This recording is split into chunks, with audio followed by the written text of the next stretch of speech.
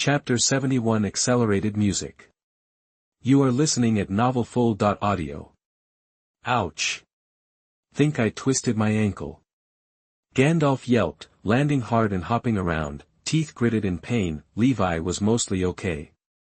Thanks to the fall protection, the pearl teleportation barely scratched him. Doesn't look like you're hurt at all. If the old wizard wasn't bleeding, Levi would almost think he was faking it. Still stings like crazy.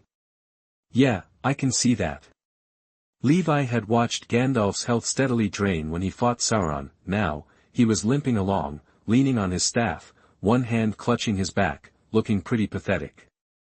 Levi felt a pang of sympathy and tossed him a golden apple. Thank you, that's much better. This thing's amazing. I feel like I've got some of my strength back. A warm sensation spread through him, and a shield of golden light flickered around Gandalf, courtesy of the apple. Good to hear. Let's get out of here.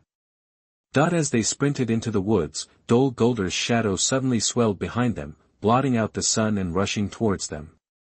Down, *thump, star, Gandalf raised his staff, conjuring a small, transparent barrier just big enough to cover them both. Black fog rolled over them, snapping trees like twigs, but failing to find its target, it retreated in frustration. Levi looked up to see a horde of orcs and wargs pouring out of Dol Guldur like a geyser, surging north. There had to be tens of thousands. Levi spotted a pale figure among them, Azog, riding the Wolf King, leading the charge. They're out. I see them. Gandalf stood up, watching the army march. Orcs and wargs from Moria, and trolls, too. They're heading for the Lonely Mountain. Smaug's been in league with Sauron for ages. Now they want to take it over for good. Levi, I need to get to Galadriel and the others, and hit Dol Guldur again. What are you planning to do? As they walked, Gandalf asked Levi what he had in mind. Me? I don't think I need to get involved. I'm not exactly combat material. I think you are, you just don't realize it yet, Gandalf said firmly. Then he changed the subject, but judging from the current situation, there's a place where you're needed more. Erebor. Sauron's army was marching towards the Lonely Mountain ahead of schedule, while the dwarves were still stuck in Lake Town. It's incredible how quickly my leg healed. Keely sat in a chair at Bard's house, looking at his leg in amazement. Thanks to Tauriel, and Bilbo. On the way to Lake Town, Keely had been hit by a Morgul arrow. Bilbo gave him a golden apple, using its healing power and shield to temporarily hold back the poison.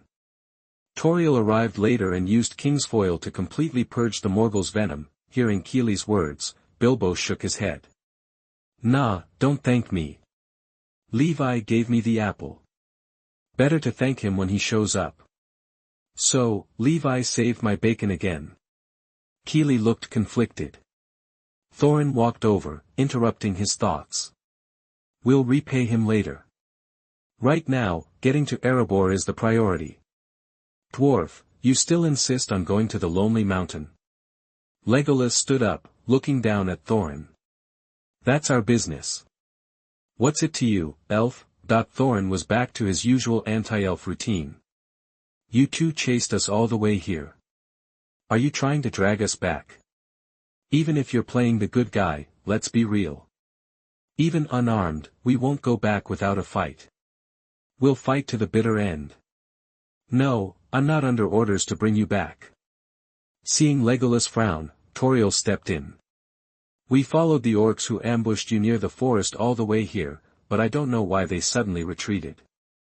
This chase is officially over. Thorin glanced at the she-elf, then at Keely, and swallowed the words, then you shouldn't have come looking for us at all.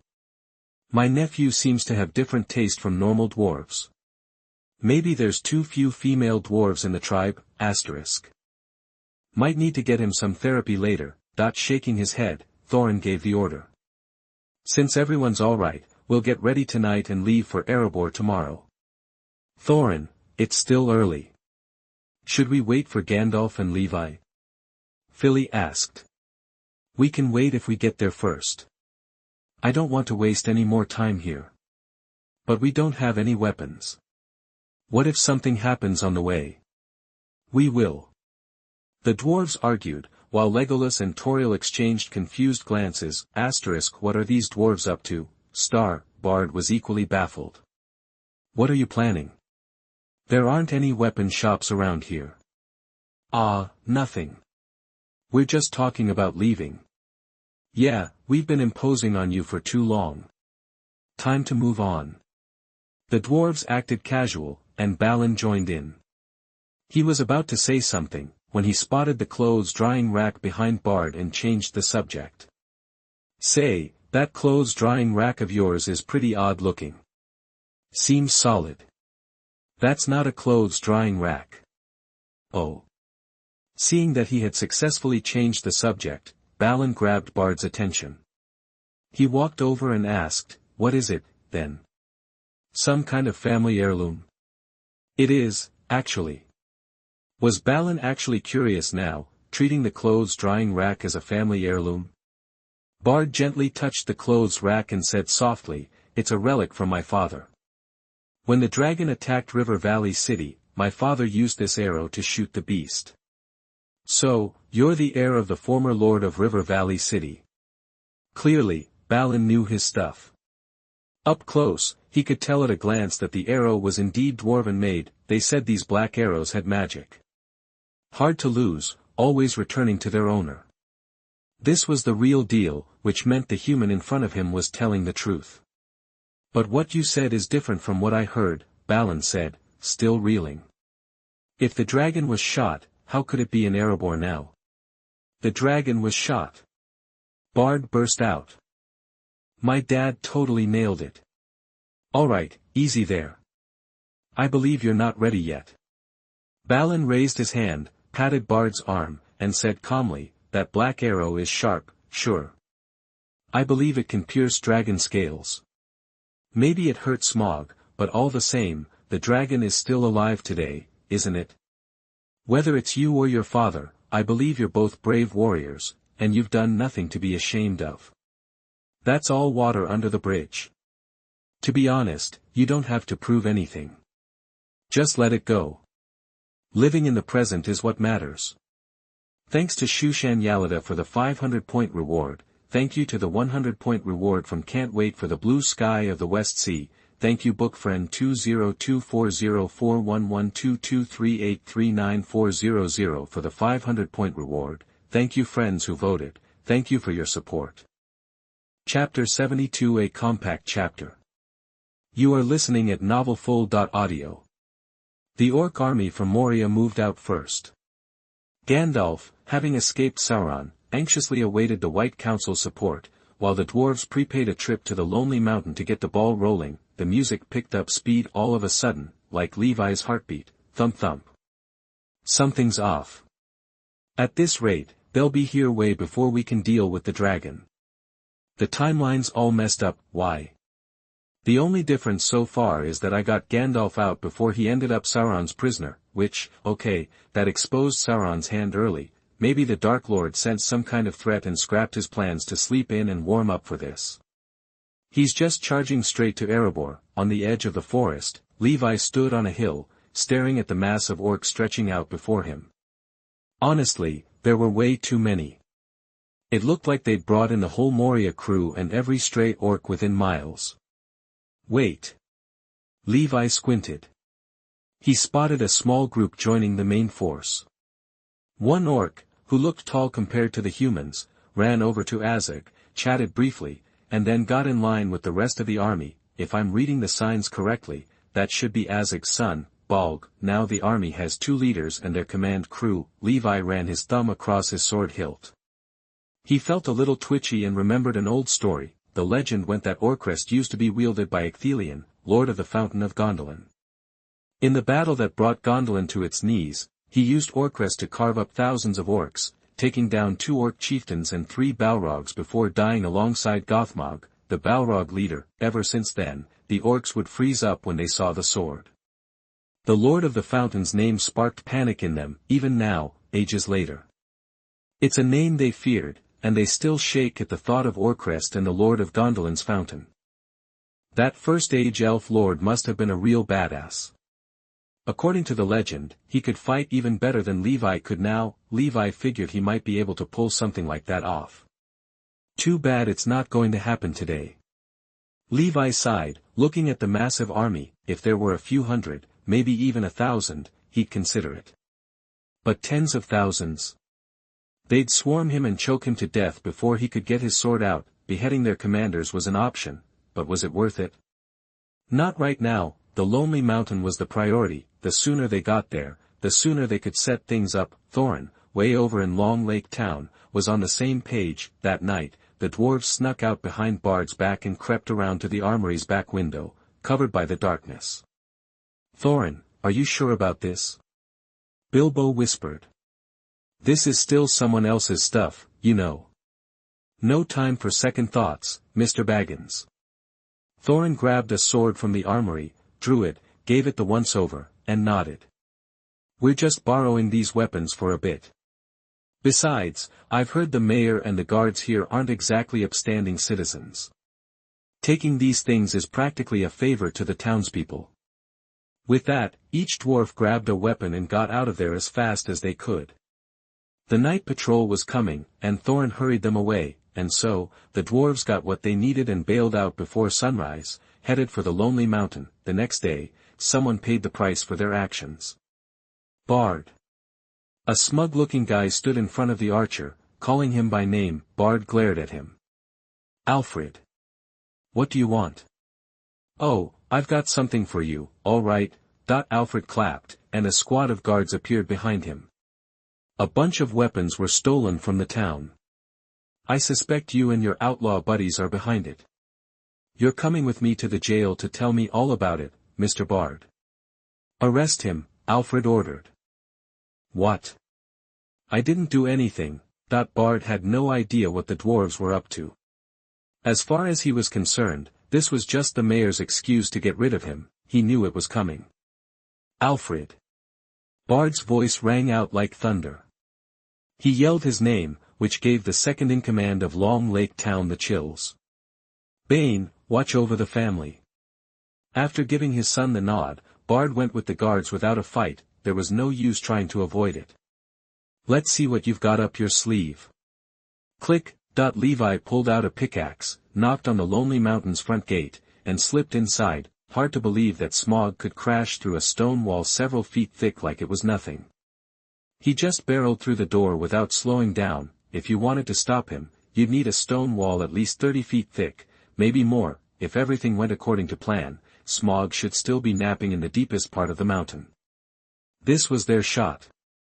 If he wanted to get out, he'd have to go through a long tunnel, bust into the hall, and get to the main entrance, which meant that, theoretically, if they could block off that section of the route, they could trap Smaug. Maybe not forever, but long enough to give them an advantage. Levi walked in, considering the possibilities. As soon as he stepped inside, a massive golden dwarf statue caught his eye. So much gold could make a small river if it were all melted down.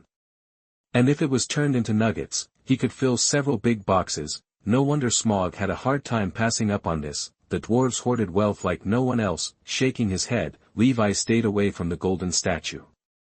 In this world, you didn't mess with stuff that already belonged to someone. Even if no one saw him take anything, the world would keep track. There's a reason for everything. Beyond the hall with the giant golden statue was the tunnel leading to Smaug's lair. Levi stood at the entrance, staring into the dark, vast space, and paused. Gotta hand it to the dwarves. A tunnel this long was no joke, at least a mile. After a few seconds of silence, Levi pulled out a bucket of magma and a bucket of water, tiptoed to the highest point, and dumped it down. The glowing magma ran down, reaching out until it finally hit the floor, extending a few more feet. Then Levi poured the water on the side of the lava. It zilla with sizzles and pops, and the magma turned to rock. They had made a huge stone wall. Not enough. Levi pulled up the floor, put all the TNT on his body into the hole, and covered it with stones. That was all the inventory. "I'll help patch up the terrain later." After covering the TNT, Levi thought about the corridor. He couldn't make a bow and arrow trap. And even if he could, it wouldn't work. A lava trap was even more useless. It would just be like a bath for the fire dragon. At most, it would get a little too hot, and probably wouldn't even lose a drop of blood. What other traps could they make? Have you finished your little tricks, human? Yep, I think I'm done. Levi answered, A huge feeling of heat came from behind. Chapter 73 Dragon and Spell. You are listening at novelfull.audio. Whoosh! Levi was instantly engulfed in raging flames that scorched the nearby stone walls and warped the air with residual heat, fire resistance. 8 o'clock, he drew his long sword, dispersing the remaining flames. He felt the intense heat all over his body, inhaled a lungful of hot air, and felt a surge of adrenaline. Thank goodness he downed that fireproof potion. Dragon's breath packs a serious punch. If he hadn't reacted so quickly, he'd have been toast. Well. A human who isn't afraid of fire.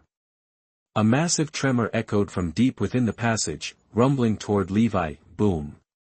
A blast of wind roared through, and in an instant, a body the size of a hill blocked the far end of the passage. The huge dragon head lowered, one eye staring at the tiny figure below. Curiosity filled the pupil, which was bigger than a human head, and the dragon paused its attack. You're the little bug the Dark Lord mentioned. You think being fireproof is enough to deal with me? How naive, ha ha ha ha. The dragon opened its jaws and let out an evil laugh. Levi quickly assessed the situation. This beast had to be at least 300 feet long. This was the largest, and last, fire dragon of the Third Age. Are you Smog? That's me, little bug. What brings you here? Treasure. Something in the mountain. Or were you sent as a snack? I've been waiting for you. I don't see anything special about you, the person the Dark Lord mentioned, except that you don't burn easily. Maybe you've got the wrong guy. Dark Lord? Never heard of him. Heh. Smog raised his head, then lowered it again, studying Levi with his other eye. You want to weasel information out of the great Smog. Don't think I don't know your game. Who sent you? Was it? No, unlikely. You must have a purpose. You're blocking the door because you don't want me to leave. What are you afraid of? Are you worried about the town outside? Tsk. This dragon was sharp. To be honest, I thought you were asleep, or dead. There haven't been any dragon sightings in ages. Levi pretended to chat with the talkative dragon while secretly assembling a platform in his pack. Oh, I was sleeping just the other day. But someone woke me up and offered me a sweet deal. Wanna guess what it is? Not interested, Levi said dismissively, but the less he wanted to listen, the more Smog went on. He said darkness will blanket the earth, and I'll be the king under the mountain, ruling the whole north. Last I heard, a dwarf was the king under the mountain. Smog reared up, showcasing his immense size. Take a good look. Who's more suited for the job? Levi craned his neck, not really admiring the dragon's bulk. His eyes scanned the body, finally settling on the heart. In the dim passage, a small gap showed a glimpse of fire-glowing flesh between the fine scales. A hard diamond filled the gap, protecting the skin beneath. Gotta admit, you're pretty huge. Hee, good eye, kid. Say a few more nice things, and maybe I'll let you live. Don't even think about resisting, tiny human. I've killed powerful warriors in the past, and they don't make them like that anymore. I was young and weak then, but now I'm at my peak. My scales are harder than 10 steel shields. My teeth are steel swords, my claws are spears, and my tail sweeps like thunder. My wings create hurricanes. My breath brings death. What's your name, human? The dragon lowered his head mid-boast and asked Levi. You can call me Steve. No way he was giving out his real name. Many creatures in Middle-earth possessed inherent magic, and dragons were one of them. Levi knew this chatterbox dragon wasn't just being chatty. Its words were magical, capable of seducing people and forcing them to answer questions. The dragon's gaze was a natural spell, compelling those it stared at to obey its will. Anyone else would be dazed after hearing so much from Smaug, but Levi was just annoyed. He could resist the magic with a strong will, but there was one special condition: saying your name meant instant capture and enslavement. Steve. Never heard of it. Got any other names? Smaug kept probing. Too many to count. You wouldn't remember them all. Interesting human. Smaug narrowed his eyes. None of his spells were working. A faint glow emanated from the dragon's belly, its mouth slightly open. Just as Smaug was about to unleash a sneak attack, Levi heard the sound of chewing and swallowing. Was this human eating and drinking at the same time? How brazen. Dragon breath almost escaped the dragon's throat. At that moment, Levi whipped out his long sword and swung it at the dragon's head with all his might. Clang! The deafening sound of metal on metal echoed through the corridor. The unexpected blow sent the dragon head reeling backward, slamming into the wall with a thunderous boom. The sword shone, its powerful shock and dispersion abilities sending Smaug staggering back from the force. Using the sword method meant there'd be no rebounding. 2.998/1000. This armor and health bar are insane.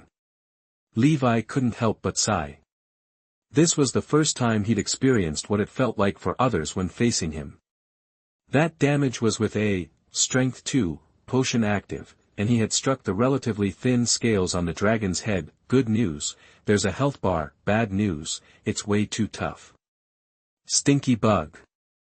You've made me mad. Smaug's belly suddenly glowed brightly. Deep red dragon breath spewed from its mouth, engulfing everything. All Levi could see was fire. There was nowhere to hide. The breath continued to blast until the stone behind Levi began to melt. Then, it slowly stopped, but no matter how Smaug attacked, Levi calmly stood in the flames, his nether alloy armor remaining cool. What? Smaug was shocked. Levi wasn't afraid of ordinary flames, but was immune to the ultra-high temperature, magically enhanced fire breath too. Even if he was fireproof, the impact should have caused damage. In the past, his breath had even vaporized stone houses in Dale City. You've surprised me. +1. In just a few words, the dragon's health was restored to full. Here's something even more surprising. Seeing that the long sword was doing minimal damage, Levi set down the platform he had assembled. Immediately, the sound of a fuse burning came from under the floor. The TNT that he'd planted earlier was about to blow. What's that? Smaug asked, confused. Then, it saw Levi disappear into a small tunnel he had dug behind it. Thanks to Jimlu 2000 for the 700 points reward, 69 Zambian Kwacha for the 500 points reward, and 100 points reward from Can't Wait for the Blue Sky of the West Sea, and 100 points reward from Reader 20178054, and thank you for voting friends, thank you for your support. Chapter 74, Remarks on the Launch. You are listening at novelfull.audio.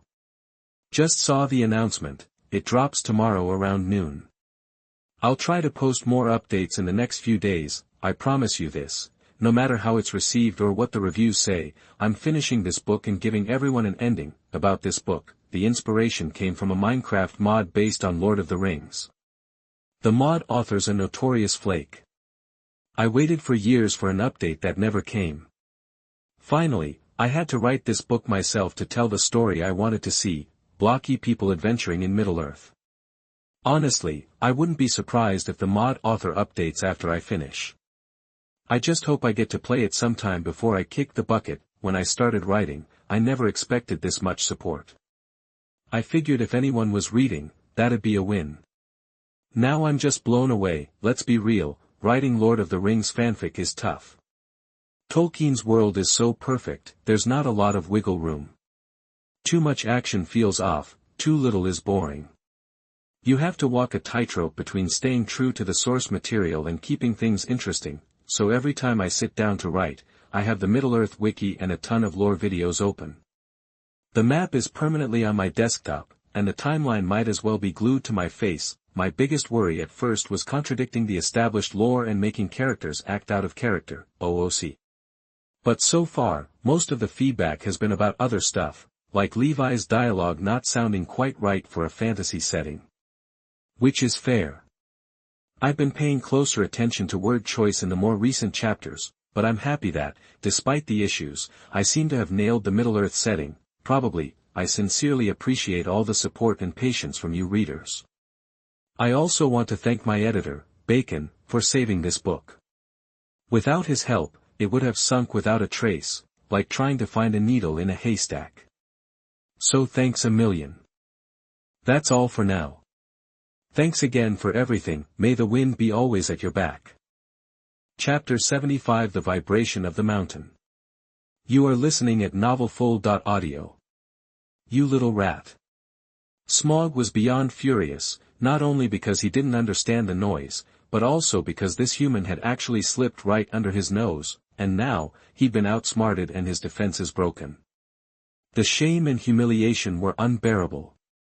Get back here, that the evil dragon roared, his belly glowing red again, ready to unleash another blast of dragon fire. Boom. An explosion ripped a huge crater in the floor. TNT erupted from the ground, scattering in every direction, some detonated instantly, sending Smaug scrambling and swiping his claws. Others flew upward, blasting apart the rock of the dome. The dragon couldn't even lift his head. The deadliest ones flew straight at Smaug and exploded, leaving him dazed, staggering left and right, unable to keep his balance. Dash. The constant explosions and falling debris forced Smaug to huddle down, retract his wing membranes, and curl up, trying to protect himself. Back in the conference hall, Levi listened intently to the chaos on the other side of the wall. The explosions didn't last long. Levi hadn't exactly been hoarding TNT, a few sets might have seemed like a lot in his backpack, but spread across the floor, it wouldn't have covered much. So it was all gone in a hurry. Still, the damage wasn't insignificant. Did it work? Levi quietly crawled back through the hole, cautiously poking his head out to look around. All he could see were huge pits and broken walls, covered in rubble. Giant objects had left marks on the walls. Where's the dragon? After kicking aside a chunk of gravel, Levi stepped into the room, lighting a torch. In the silence, he spotted a hill of rubble.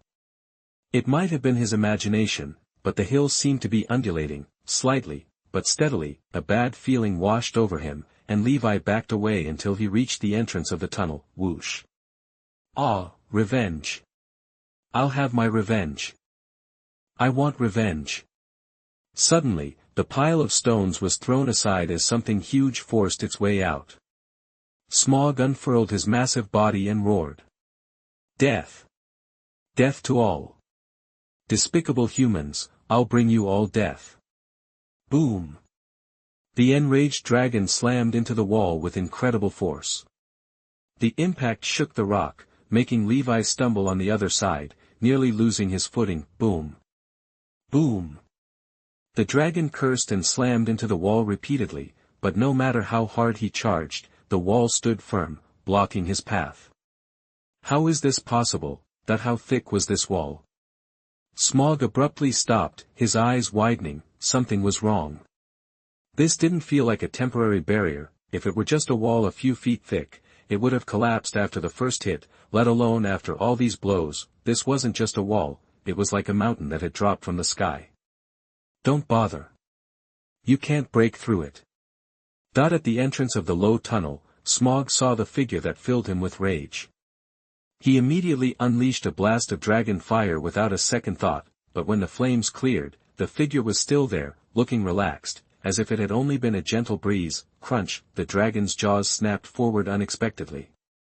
Levi quickly dodged, knocking the dragon's head aside with a backhanded strike from his sword, leaving Smaug's head ringing. Big swing, little damage. The explosions hadn't even scratched Smaug's scales.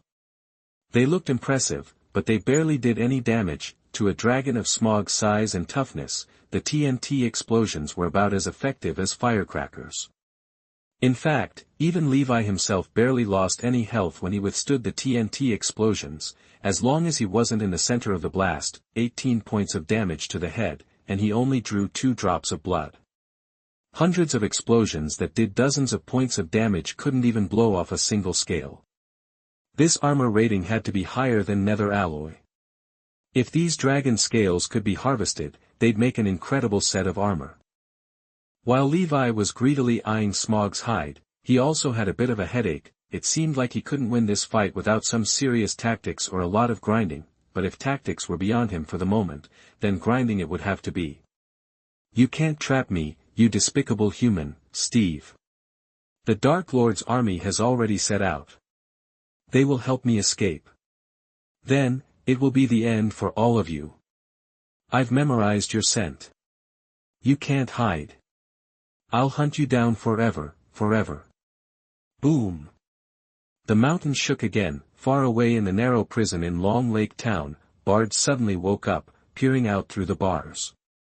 What was that? People were still milling about and making noise in town, but nobody seemed to notice the distant tremors.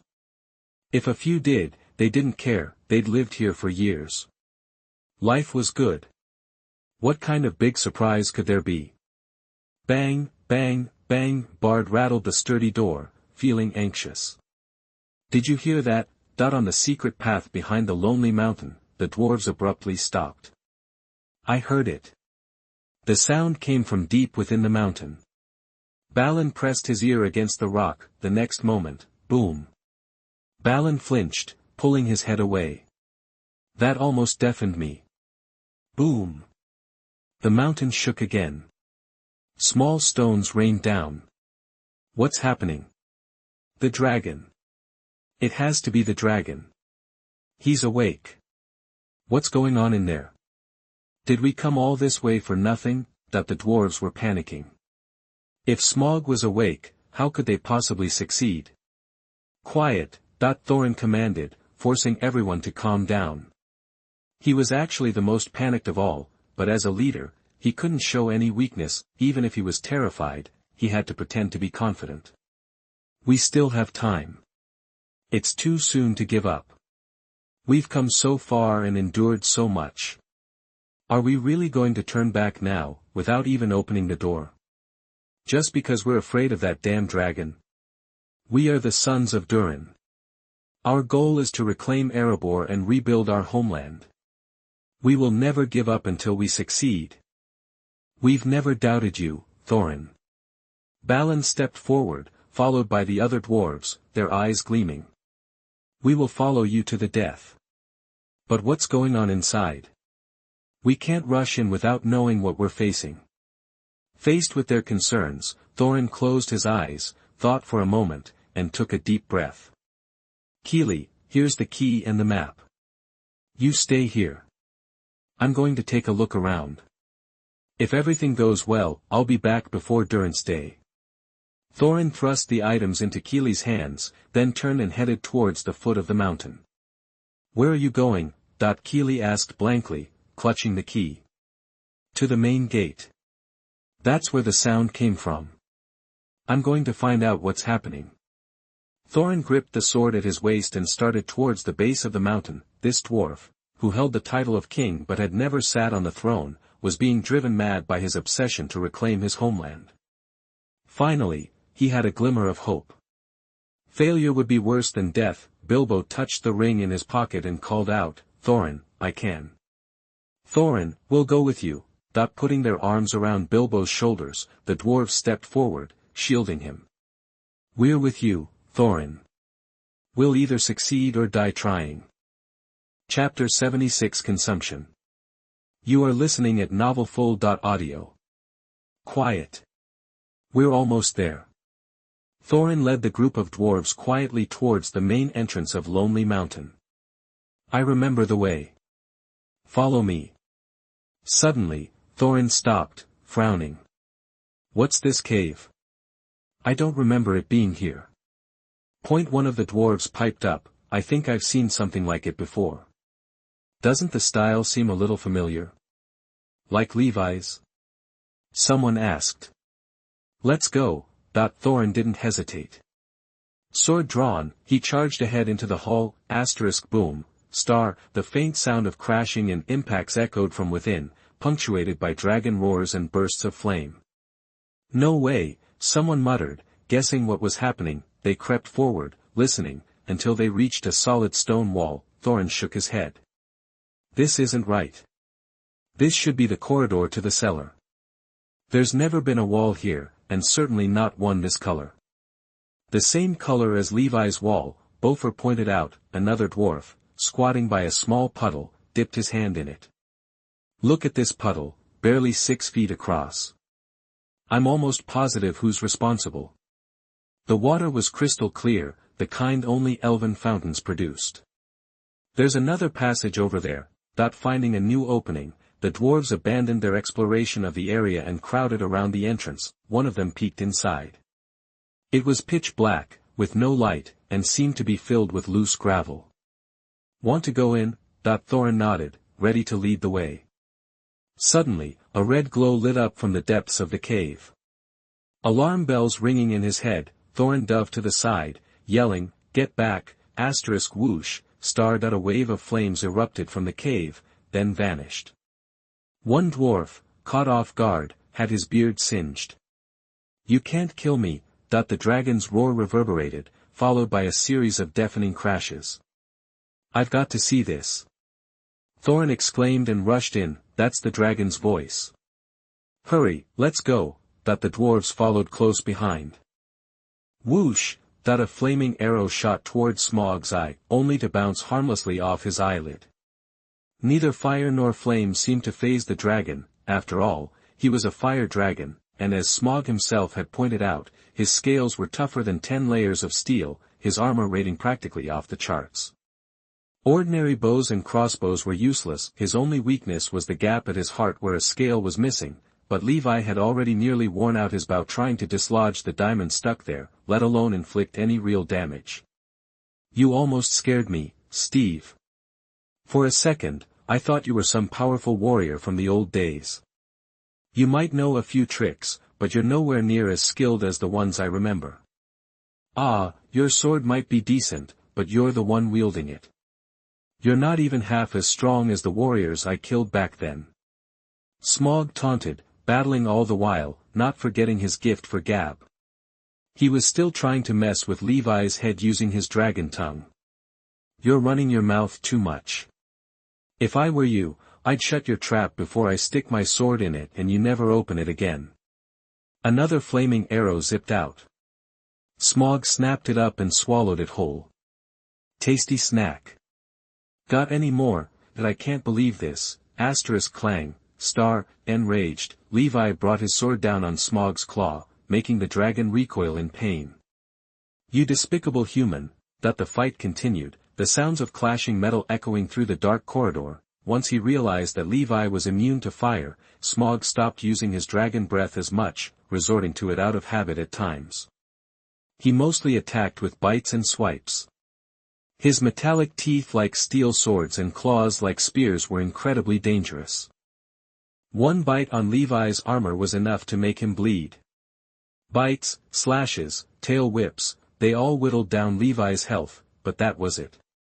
Compared to Sauron, these attacks were weak.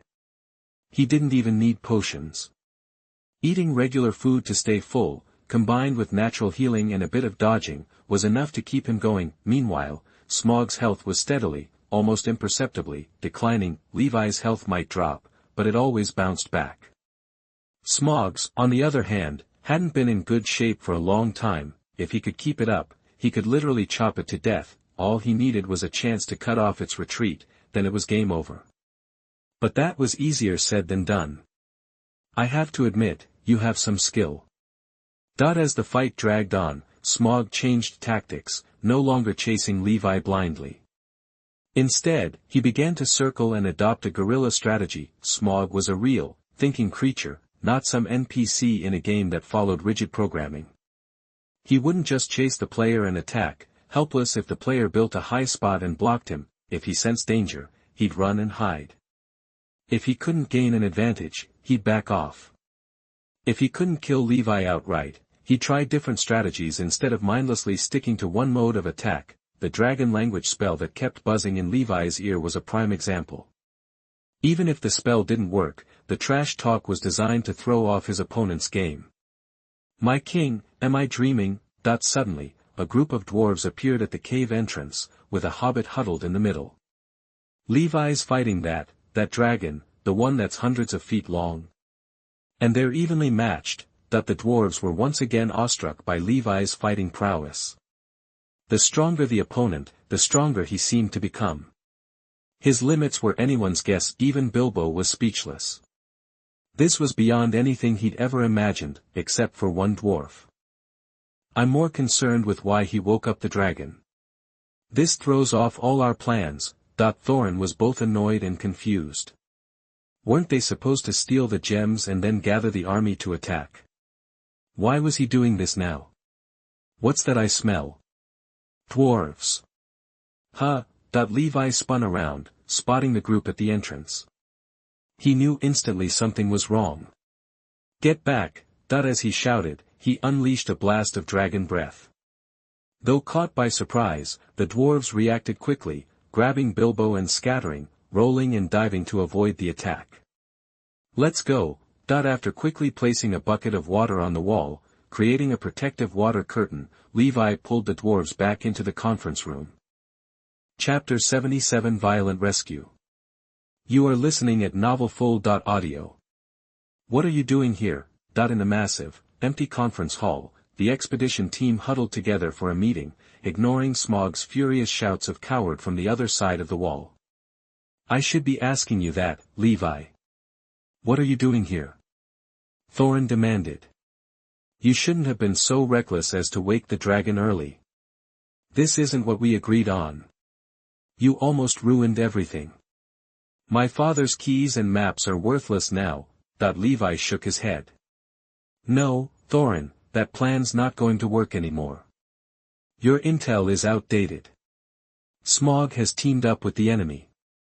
Remember the necromancer Gandalf mentioned? He's Sauron, the Dark Lord, enemy of all free people in Middle-earth. He's been working with Smaug for a while now.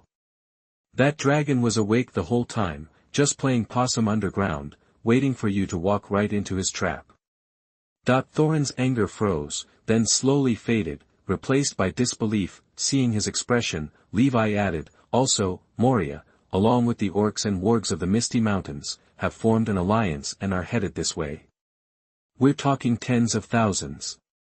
They're going to swarm Smaug, take over, and become the new king under the mountain, completely controlling this area. No. I'm the rightful owner here. Thorin protested. That's why we need a plan. Thorin took a deep breath, digesting the information. Now that the dragon's awake, we have to deal with it. I'm calling off the original plan. We have to stop that orc army before they get here. Otherwise, it's over. And I need to get reinforcements from my kin. Now. Thorin quickly assessed the situation and set new goals. Balin, remember how to make those explosive bombs? Yeah, it's been a while, but I think I can figure it out once I'm in the workshop. Good. We'll make some bombs to get Smaug's attention, lure him to the furnace, then crush him with his beloved gold. One shot, one kill. Thorin outlined his plan. Basically, they would lure Smaug to a specific spot, pour tons of molten metal on him, and let it solidify, trapping him. The dwarves thought it was worth a shot, but Levi shook his head. No, heat won't work. I tried it with magma. It barely bothered him. He'll just crawl out. So, what do you suggest we do? Just let him team up with an army and become king of the mountain. Calm down, Thorin. Balin spoke up. Maybe there's another way. I heard a rumor about the fall of Riverdale. The Lord of Riverdale actually shot the dragon. He didn't kill it, but he did knock a scale off its chest, right over his heart. If we can get a black arrow and hit that same spot again, it'll definitely kill him. Balin said, looking at Levi for confirmation. The rumors are true, Levi said, a little strangely. I saw it myself. Smaug is missing a scale right over his heart. But the Lord of Riverdale has been dead for years. Where are we going to find a marksman who can hit a dragon? One of the dwarves asked. Actually, we've already met him. Balin told them about his conversation with Bard, surprising the other dwarves. So, there's a magic weapon called the Black Arrow, and it's in the hands of the descendant of the former Lord of Riverdale? You mean Bard? Thorin turned to Levi. Can you hold down the fort here and keep the dragon busy for a few days? We'll be right back. Sure, I can keep him occupied. He's not going anywhere. By the way, I heard you mention the workshop. Is there a lot of gunpowder in there? Yeah. Need some? I can show you the way. Just point me in the right direction. I'll dig my way there. After getting directions, and confirming that nothing else needed to be said, the dwarves left in a hurry. Bilbo hesitated for a moment, then followed the dwarves. They needed him more than Levi did. Days passed. In Lake Town, Alfred stood in front of the prison, looking down at Bard through the window. Look at our people's champion. How embarrassing for you. The people loved and supported you, but you failed them. You teamed up with thieves to help them steal from the town. It's despicable. Just wait, Bard. The people will abandon you, curse you. Your plots won't threaten anyone anymore. I'm not the one plotting, Bard said, gripping the bars, his face dark. When you want to accuse someone, any excuse will do. This was just a setup. They've been after him for a while. Maybe. Anyway, you'll never figure it out. Alfred played with the key, shaking it in front of Bard twice. He smiled triumphantly at Bard's increasingly grim face, then turned to leave. Suddenly, a dull thud. Alfred's eyes rolled back, and he passed out. Click, the prison lock clicked open. Bard looked down in surprise at a group of armed dwarves. Bard, descendant of Girion, Lord of Dale. Here's your chance to prove your family's worth. Are you in? Old Balin, the smooth talker, was pushed forward to talk to the archer. A boy squeezed through the dwarves and ran to Bard. Father. Bane. Bard hugged his son. What are you doing here? They said they were coming to save you, but they needed someone to show them the way. Balin praised sincerely, your son is very impressive. He takes care of the family, and he's decisive. He knew where you were being held. Bard looked at the dwarves, then at his son, and sighed. I know. I didn't have a choice, did I? Chapter 78 Reserves. You are listening at NovelFull.audio. The prison door clanged shut, and Alfred, sprawled on the floor, was stuck again. Before leaving, the dwarves piled some trash against the window, blocking the view from the outside. Perfect.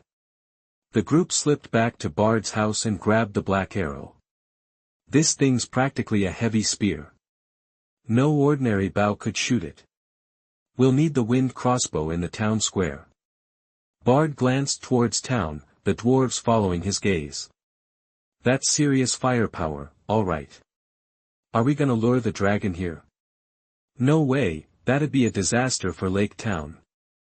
Borrow it from the mayor? You think he'd lend us the crossbow, with his opinion of us?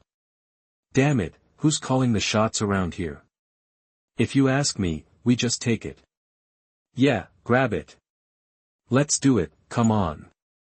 Hold up, the town square's crawling with guards, Bard cautioned.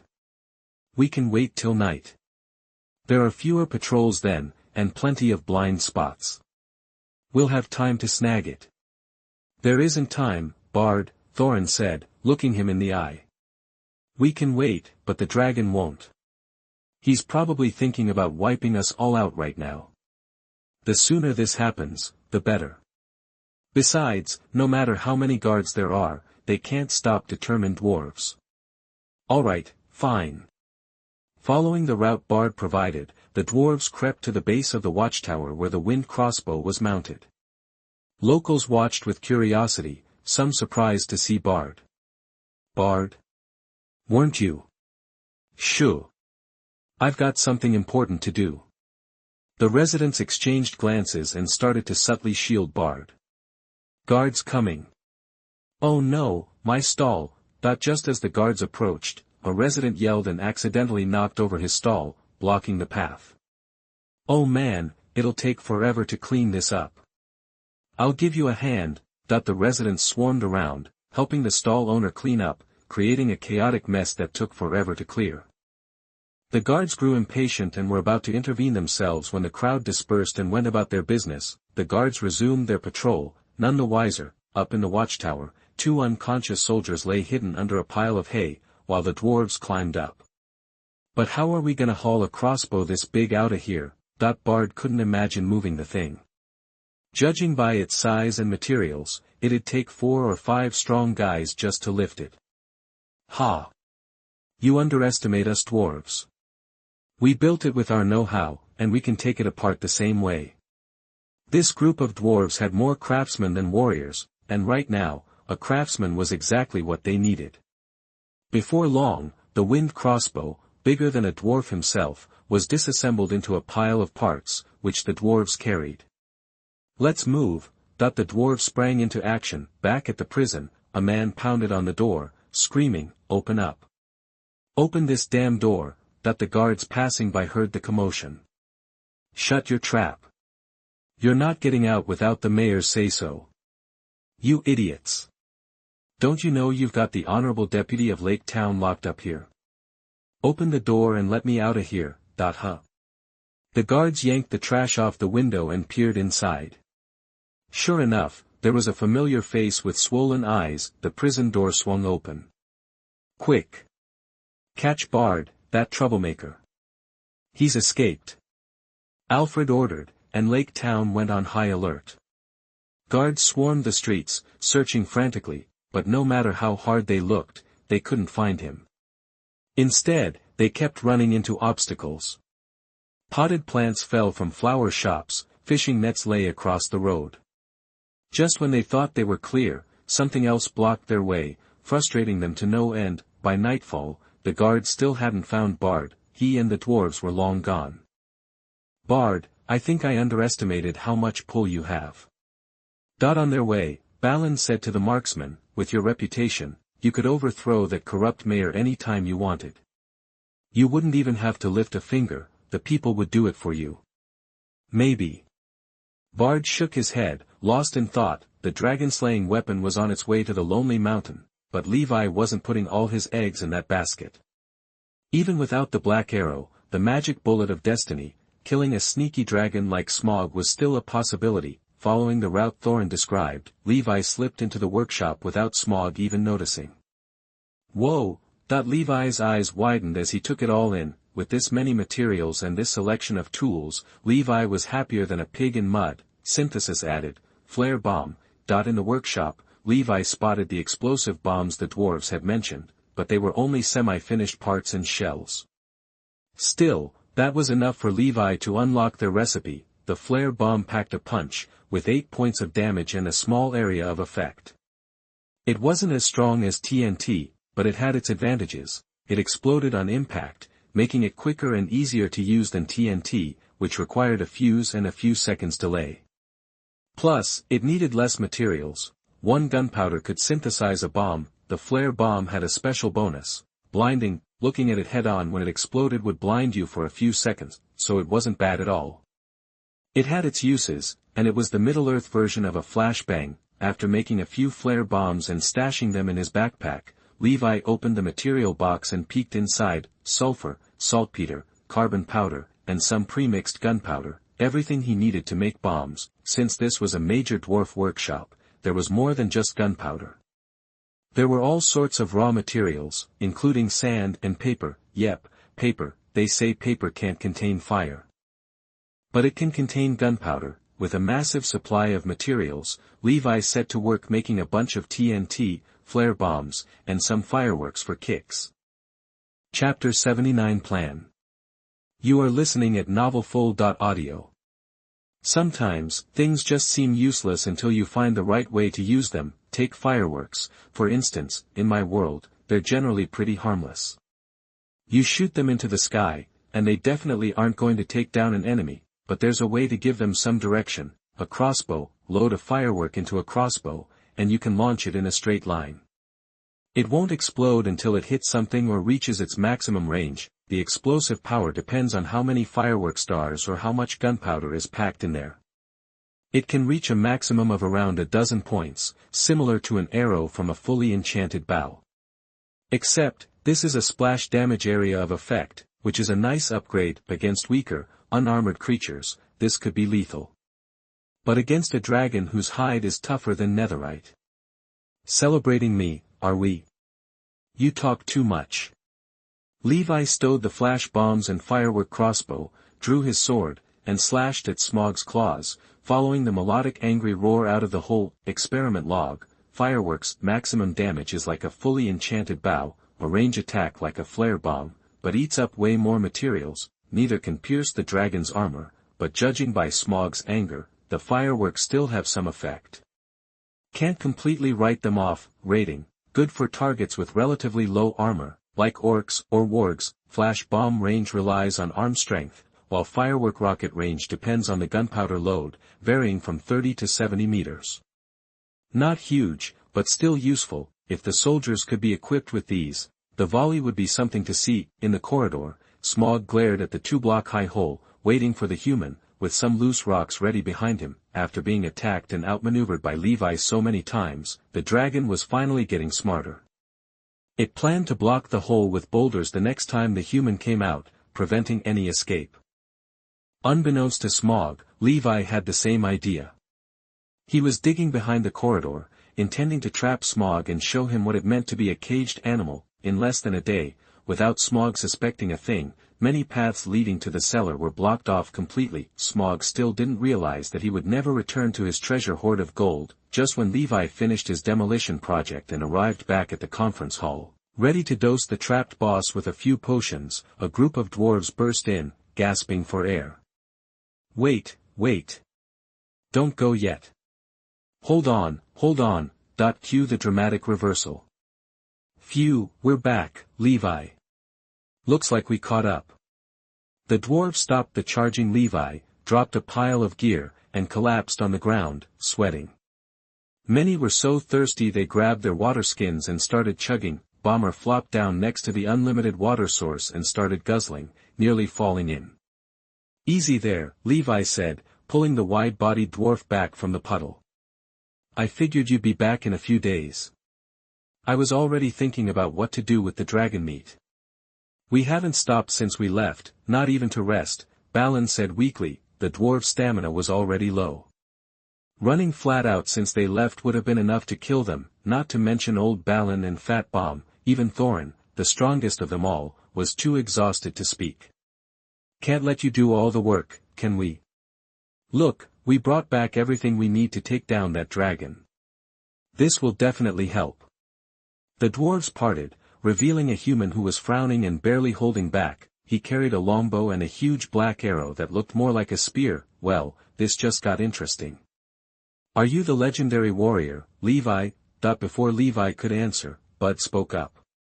You know me? No, we've never met, but I've heard of you. A few months ago, some refugees arrived in Lake Town. They spoke your name and told your story. The legend of the black-armored warrior wandering the Anduin Valley, his sword igniting flames, striking fear into the hearts of orcs. He faced the orcs and wargs alone, working with the wise wizard to save the people on both sides of the river. Greetings, I'm Bud from Lake Town, Bard said, bowing. He was actually surprised that the dwarves hadn't mentioned knowing such a famous figure. If they had mentioned it sooner, I would have helped.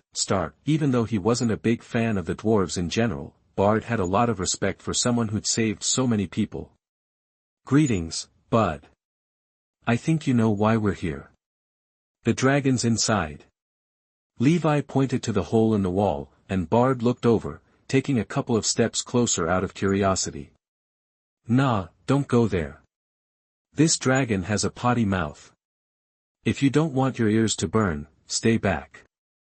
Smog was still talking, his voice as rich as gold. All that talking was starting to make his throat hurt. So, what do we do now? Assemble the wind crossbow and go in and blast the dragon? We only get one shot, so that arrow has to hit his heart. Everyone looked at Bud. I will, he said, without a hint of fear. As if this were just an ordinary hunting trip, Levi looked the marksman over and nodded. Bard was reliable. Locked-up dragon or fire-breathing dragon in the sky, if it threatened the townspeople, he would rush out and attract its attention with ordinary bows and arrows. I have a plan. After resting, Thorin spoke up. There's a secret passage beyond the corridor, just big enough for the dragon to dive into. If it goes in, it will expose its chest.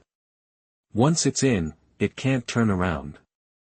We can set up the wind crossbow at the end of the passage to lure it in, and then, it's up to our marksman. Thorin looked at Bard and said seriously, if this works, I can give you a promise, a king's promise. You can ask for anything, as long as it doesn't cross the dwarves' bottom line. Bard glanced at Thorin and nodded. I hope you're not like your grandfather. Thorin flinched, clenched his fists, and said nothing, his expression darkening. No one paid attention to the jab. Soon, 13 dwarves, 2 humans, and 1 hobbit gathered in a circle to discuss the details. Levi asked about the location of the secret passage and suddenly clapped his hands. Oh, that's right, the direction leading to the secret passage you mentioned is blocked by me. But no worries, I'll clear it later. Blocked? Thorin was puzzled. How could a secret passage be blocked? But seeing the huge stone wall blocking the entrance to the conference hall, it clicked. Yeah, that could definitely be blocked. Good. Thorin decided to roll with it.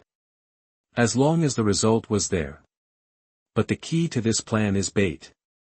This person needs to be agile, able to navigate rough terrain, and on the shorter side. Or else, he may not be able to pass through many dwarf-specific passages. After all, there is a giant dragon chasing behind him. If he gets knocked or tripped, it will be dangerous. And cause multiple injuries. The one among us who best fits these requirements.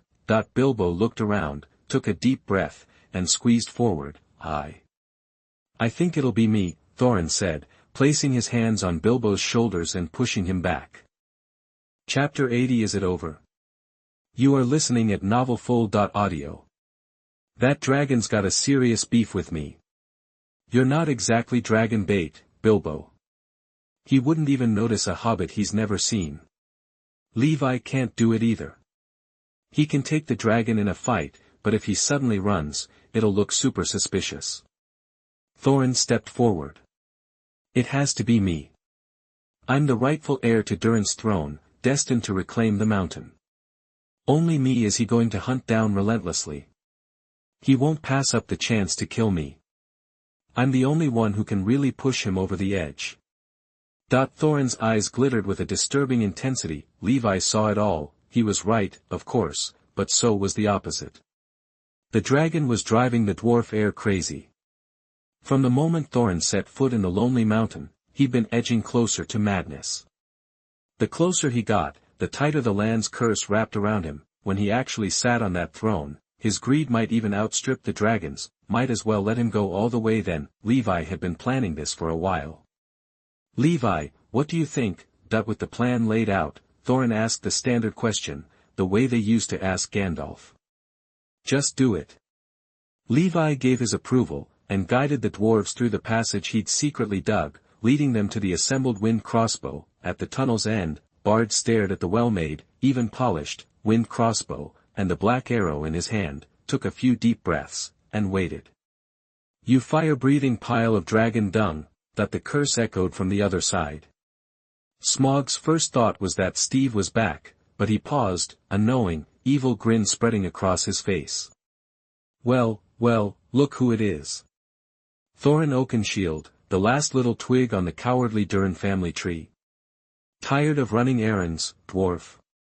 Finally decided to come and die. Smaug abandoned his post and slowly approached Thorin.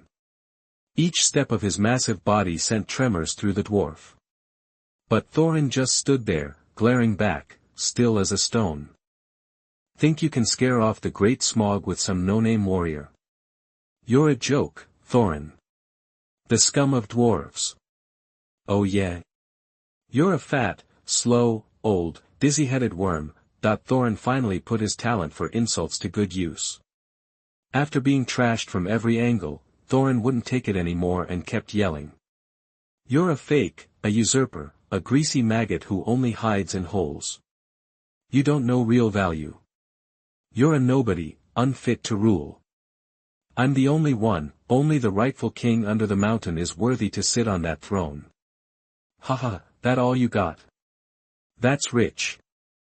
Smaug stalked closer, savoring the moment before crushing this fool, bang, suddenly, Thorin hurled several flashbangs, hitting the dragon square in the eyes, blinding him with brilliant white light and smoke.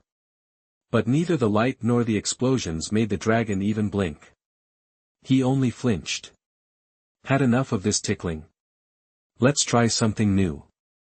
Smaug's belly glowed red, and he unleashed a stream of fire.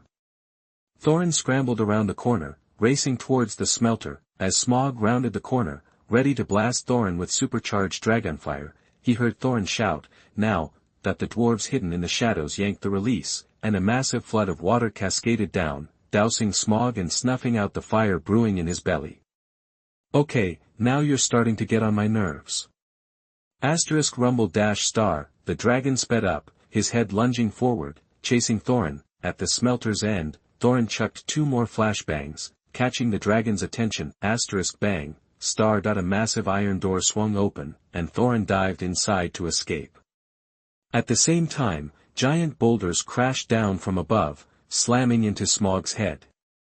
"Think you can hurt me like that? Too bad for you. I know this trick. Why does he have to eat everything?" Philly, who just dropped the boulders, scratched his head. These were all off-the-cuff ideas. The dwarves' attacks were useless, but Smaug was tired of playing games. He plunged through the door Thorin had vanished into, folding his wings and diving down, his belly glowing red, eager to see his prey. He'd just been playing.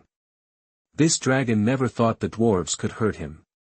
If they could, they wouldn't have been kicked out of the mountain in the first place, but he didn't see this coming. Here he comes. A gust of wind and a rush of air blasted Bard's face, the enormous shadow hurtled closer, claws scraping the walls, and the dragon dived. "Another human? Think your little weapons can do anything?" Smaug started to use dragon speech, trying to influence this human who smelled just a bit different, but Bard stared at its belly, his eyes locked on target. He was focused, and nothing could shake his concentration. Finally, when Smaug was close enough, he moved, but instead of the crossbow, he grabbed the longbow on his back. Whoosh an ordinary arrow flew towards Smaug. Almost at the same instant, Bard pulled the wind crossbow's trigger, firing the spear-like black arrow. Snap, the first arrow accurately struck the diamond embedded in the center of Smaug's scales, ricocheting it away, revealing the bare skin underneath. Just as the diamond bounced away, the black arrow slammed into Smaug's heart. Ugh, earth. Hot, molten liquid erupted from his mouth. Smaug faltered, his strength gone. He struggled to open his mouth, as if to say something, but judging from his expression, it wouldn't be kind. 900.100/1000, abnormal status, massive bleeding, life suppression, special anti-dragon weapon, alright. It's doing the trick. After the shot, Bard rolled aside, diving into a hole to avoid the impact. "Levi!" Bard yelled. "I'm here." Levi popped out of another hole. He downed a second-level strength potion, gripped his longsword, and leaped down. The dragon was barely alive, only able to flail its claws randomly, scraping the walls. Even mortally wounded, it was still terrifying. Its random strikes alone were lethal, but no matter how it flailed, it couldn't escape Levi's blade. Levi stood in front of the dragon, hacking away, finishing off the beast. With each strike, Smaug took more damage, thanks to the bonus from dynamic sword skills. Each consecutive strike increased damage to a maximum of 12 hits. Smaug couldn't run, or heal. He could only endure Levi's assault, bleeding out with every cut. Finally, with a full combo, Levi lunged, delivering a devastating 30-point hit. Thunk, the blade pierced the gap between the dragon's jaws, severing the last thread of life to its head. The pupils faded, and the limbs went limp. The fire dragons of Middle-earth were now extinct, or were they? Prompts popped up one after another. Achievement unlocked, Dragon Slayer. Achievement unlocked, Liberate Gushan, receive title, Dragon Slayer, that's it? Thanks to Frozen Moo for the 10,000 point reward, thanks to Daoist Friends and Shushan for the 5,000 point reward, thanks to Deep Sea Submarine in the Sky for the 500 point reward, thank Revenge_Fire for the 100 point reward, and thank you to the readers.